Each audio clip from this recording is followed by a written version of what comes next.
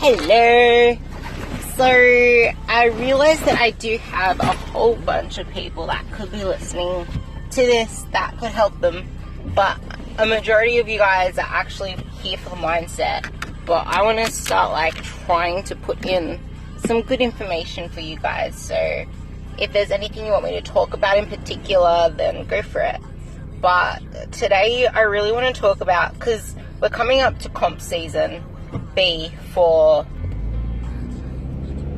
the bodybuilding competitions, and one thing that breaks my heart to think about, because it's something that new competitors really don't think about, is that I was actually there's two different things. The first one is going to be one of the most important. So I was having this conversation with someone the other day, and I'm just like, I said, do you ever get people that just literally contradict and question everything you say because of social media, and because a lot of the information getting put out is by bros or people that aren't exactly natural as well?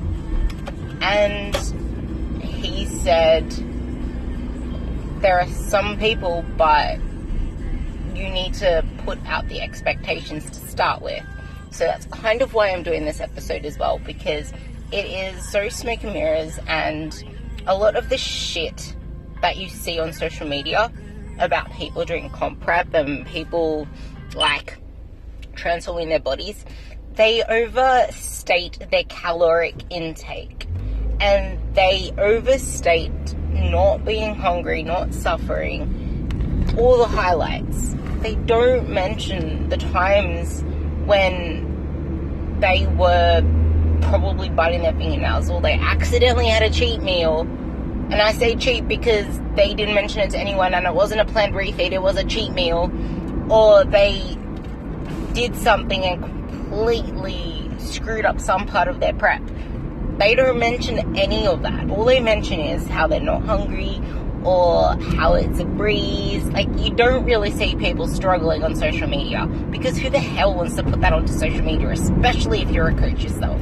I do put my struggles out there, and that's because I find that I'd rather be real with you guys. And the only reason you don't see it from me now in regards to comp prep is because I'm not comp prepping, but I still have struggles, and I put them out there. I just did a post today on how down I feel and defeated I feel about how shit my squats are right now.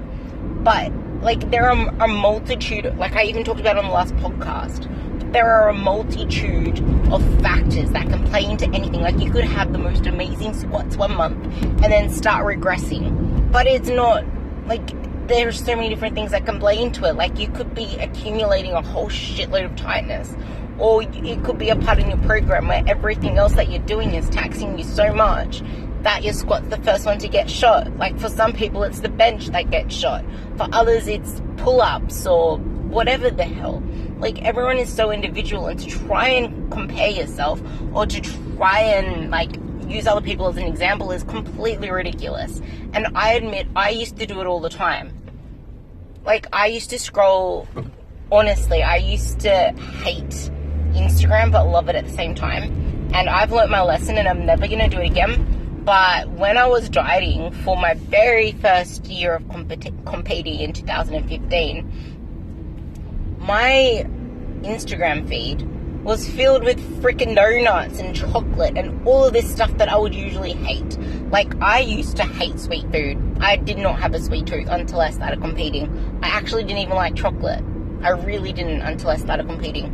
And then all of a sudden my feed's full of it, and I'm craving it, and I'm seeing people fitting in some macro cap at night and getting cheat meals from not cheat meals, refeed meals, and all this awesome stuff. And I'm just why can't I get this on my plan? And then I'd be so when do I get a refeed meal? Oh, blah blah blah. It's okay, so I'm just stuck to this diet.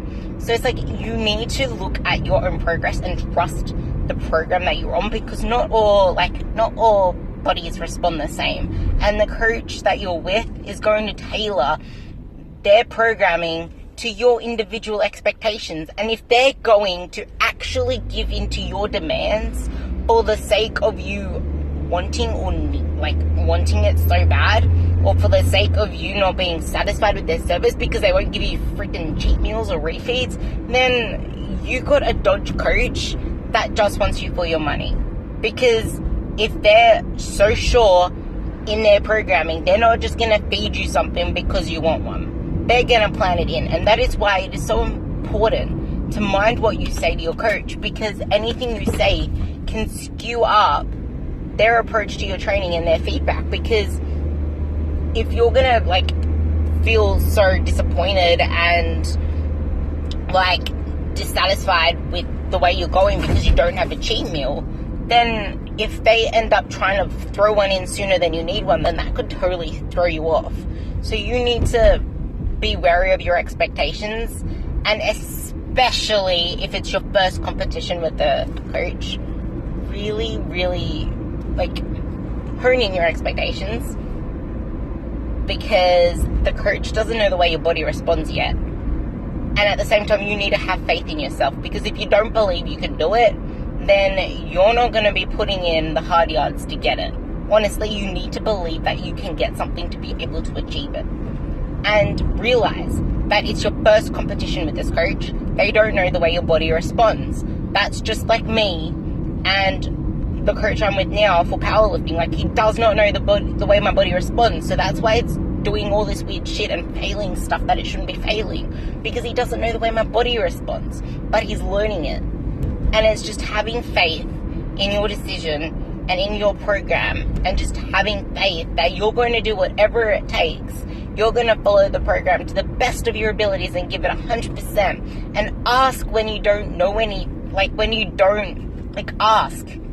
If there is something, ask. If something is troubling you, tell them. You need to give full feedback for them to be able to tailor anything to you. So I guess what I'm also trying to say is, don't expect so much your first time around. And especially if you've never competed once in your life before. Don't expect to win.